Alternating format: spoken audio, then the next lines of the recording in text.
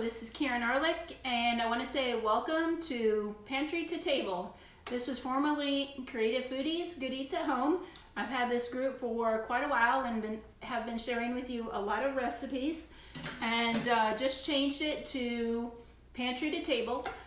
Majorly because things are changing with the economy. People are finally stocking up, working on some food supply kept in their homes so that they can feed themselves past the next 2 or 3 days. So if you're paying attention to what's going on, you know that this is kind of the buzz thing right now.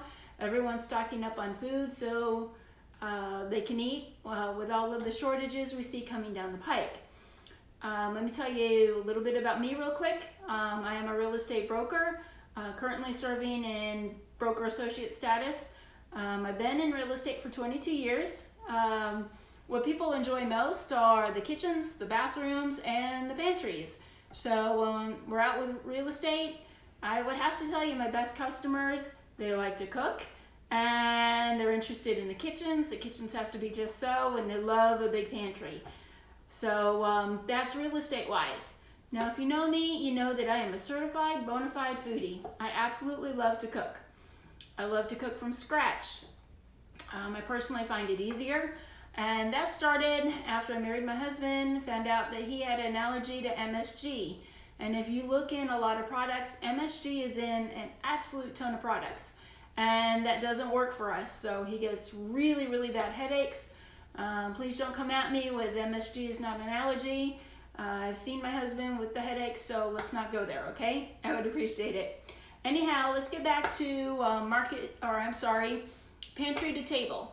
What we'll be doing is helping you and teaching you how to create a pantry that you can pretty much live and eat off of when hard times hit. So we will be working with that and creating a list that will work for you given if you have health restrictions. Some people do.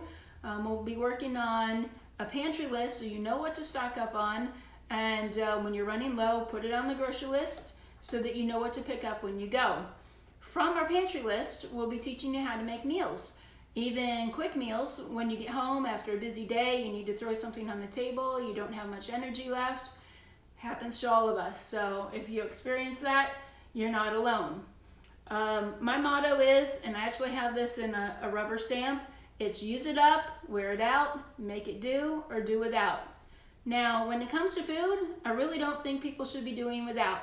I do a lot of work with local food pantries. We stock the little food pantries that are near us, and making sure people don't go hungry is something that is near and dear to my heart.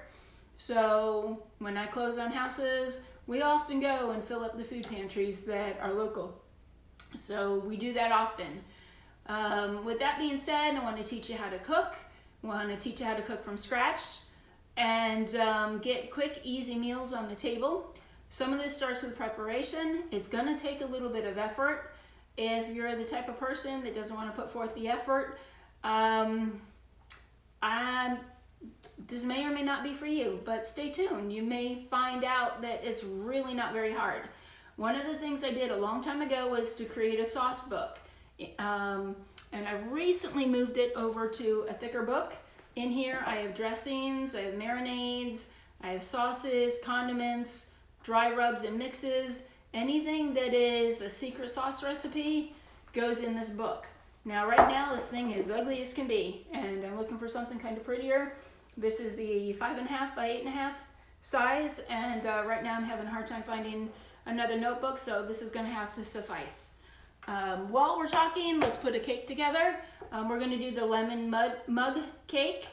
You can actually do this with any cake, so let's get started. Any of these, the cake mixes that you choose, we're doing lemon today.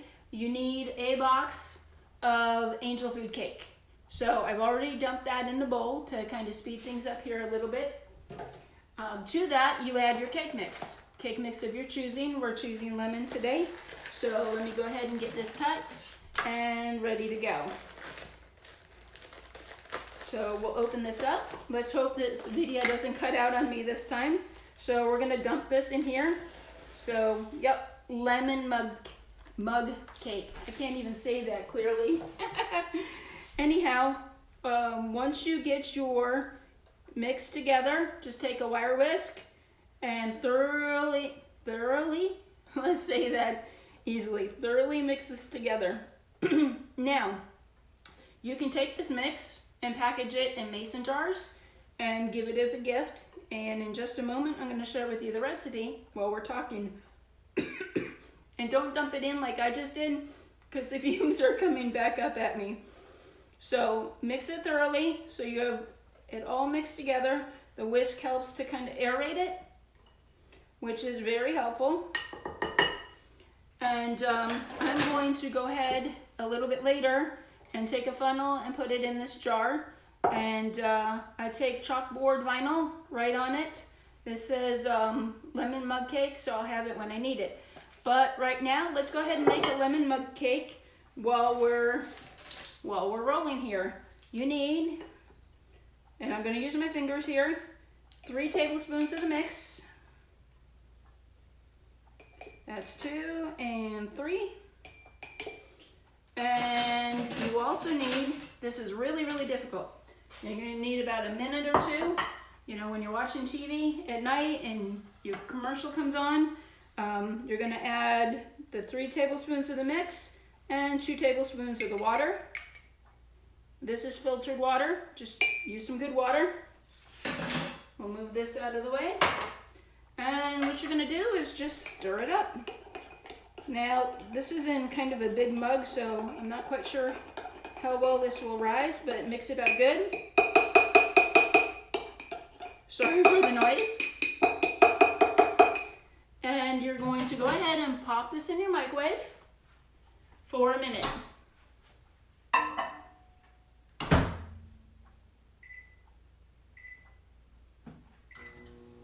All right, so we've got that cooking. Again, I'm about using what you got, making the most of what you have. So anytime during this group, if you've got something that you want to make use of, you don't have any ideas, please ask. I'll be able to help you as well as other group members. So if you need ideas, you've come to the right place. We also want to talk a lot in the group about how to make your budget stretch. Little things that you can do little by little. We're not talking major big leaps or anything like that, but little things you can do to cut your budget. One of the things we did, now we're not really gardeners, we live in Florida, it's very hot here, it's the summertime, it's not really growing season, but we've been growing some things. So today, I actually only had a small haul. We got some fresh tomatoes and we're at the end of our strawberries. So I brought these in this morning and we'll be eating those tonight. Let's check on this mug cake and see how we're doing. It said only a minute. And let's go closer here. The mug cake is done. It didn't fill up the mug, so you may want to double the recipe. So that would be 6 tablespoons of the cake mix. And let me see if I can center this again. All right, it should be focusing on me. There we go. Double it, 6 tablespoons of the mix to 4 tablespoons of water. Let it cool, and then after you're done, get the whipped cream out. You can put on a blueberry sauce or a sauce of your choosing. I'm going to go ahead and add some whipped cream. Now, I find this is, in our area, the best price is Aldi. So I'm not opposed to saving money, not ever. And that's one of the things I want to talk about in this group, is being able to save money. Even if you cut 10 cents here and 25 cents there and $1 or 2 here, oftentimes where you shop matters. So looking where the good deals are, shopping farm fresh. I also want to talk about eating healthy, because when you feel healthy, you do better, you have a better outlook, better attitude. It's really, really important. So anyhow, I forgot to grab a fork or I'd be biting into this right now. It looks absolutely divine. Remember, it's 1 box of angel food cake mix, 1 box of cake mix of your choosing, mix it together. And then the recipe is 3 tablespoons of mix to 2 tablespoons of water. And if you have a big mug like I do, you may want to double it. So there you have it. I'd love to hear from you, the things that you want to learn from this group, things that you need to work on. I have requests for canning and dehydrating. We've got requests for ethnic foods. Some of my friends that know me said, everything. I want to learn everything. You've got such great ideas. So let's get started. Let's start with our pantries. So if you could do this, make a list of what's in your pantry. Go ahead and clean out stuff that you're not using, stuff that's old, stuff that's gone bad. Go ahead and toss that stuff out and make a list of what's left so that you know what you have to work with. If you also have time or have a spouse that can maybe do this, I'll send my husband out to the freezer and have him make a list of what's in there. And every once in a while he'll do that for me, so it makes it easier to plan. If you're eating meat, get meat out first thing in the morning so it's thawed for dinner time. That helps. We're also going to be talking about canning meat. It's actually quite easy and it's better than the store-bought stuff. I also want to talk about one thing that I'm hearing is going to be in short supply very soon. I've been right on the money following the commodities prices. I compared that to things that were rationed during the Great Depression, and there was a correlation there. So I started personally stocking up on stuff that made both of those lists that we used. So that was flour, sugar, some of the baking supplies, shortenings. Well, now oil is going to be one of the things that we're hearing is going to be in short supply soon. So we're talking vegetable oil, canola oil, palm oil, soybean, safflower oil. All of that is going to be in short supply soon. So if you use it, go grab what you need. Please don't grab more than you need so everybody can get some. And if there's somebody that you can help out, by all means do so. Very active with the food pantries in our area.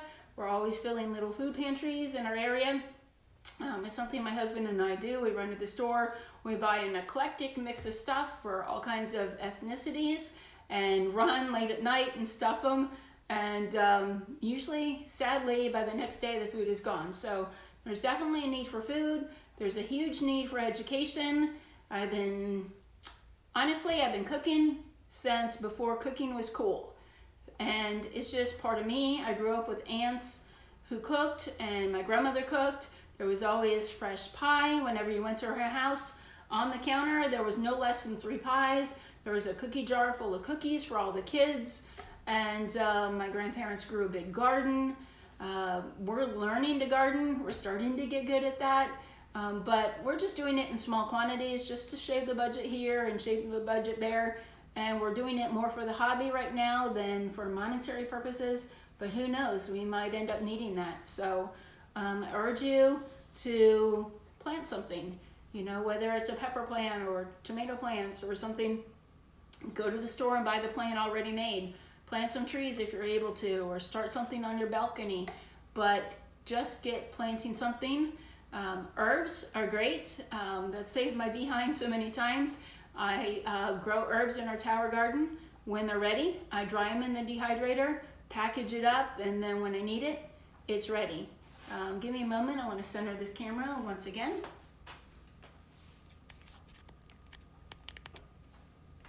So hopefully that helps. Okay, great. Shoot me your questions. I'm here to help. I've got more cookbooks than I want to admit to. I love to try recipes.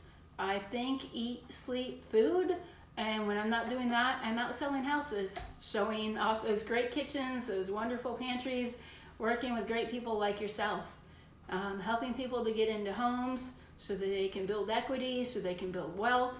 And then with this group, what I want to do is teach you how to start saving some money, shaving money here, shaving money there, save off this bill, save off that bill. And we can save a lot of money with our grocery budget if we're careful what we buy. It's healthier to cook from scratch, and if you have a plan, and we'll help you get that plan together, you'll have some meals ready to make even on those busy, busy nights. Anyway, that's all for now. I look forward to working with you, teaching you, showing you some great hints, tips, tricks and ideas.